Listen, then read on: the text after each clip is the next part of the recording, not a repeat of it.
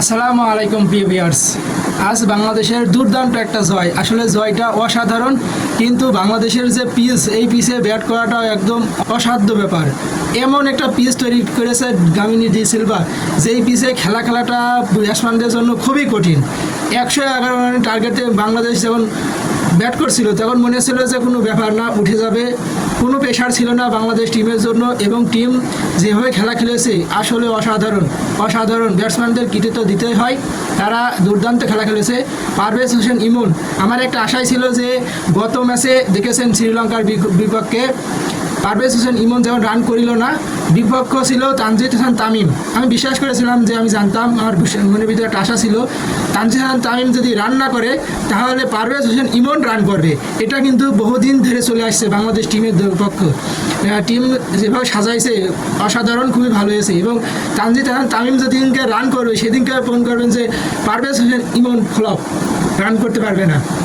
এবং সেদিনকে দেখবেন, যেদিনকে তানজিদ তামিম রান করবে সেদিনকে দেখবেন যে পারভেজ হোসেন ইমন ফ্লপ। তানজিদ তামিম রান করবে, পারভেজ হোসেন ইমন ফ্লপ। পারভেজ হোসেন ইমন যেদিনকে রান করবে সেদিনকে তানজিদ হাসান তামিম ফ্লপ। আসলে এটা অসাধারণ। আসলে ব্যাটসম্যানদের সময় দিতে হবে।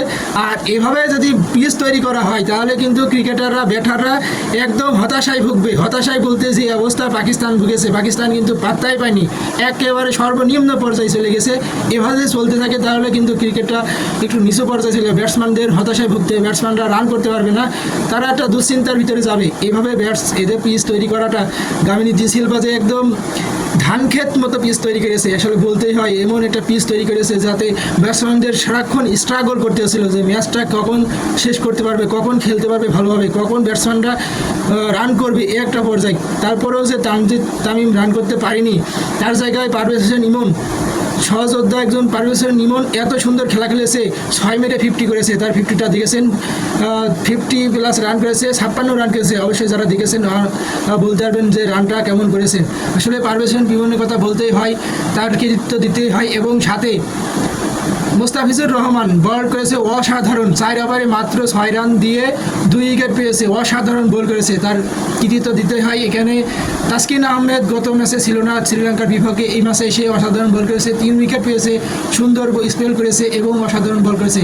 সকলকে বাংলাদেশের পক্ষে থাকার জন্য অসংখ্য ধন্যবাদ। আমার এই পেজে এবং ইউটিউব চ্যানেলে যদি নতুন হয়ে থাকেন অবশ্যই লাইক কমেন্ট করে আসবেন, আর ইউটিউব চ্যানেলটা সাবস্ক্রাইব করে আসবেন, পেজে হলে ফলো দেবেন। ধন্যবাদ সবাইকে।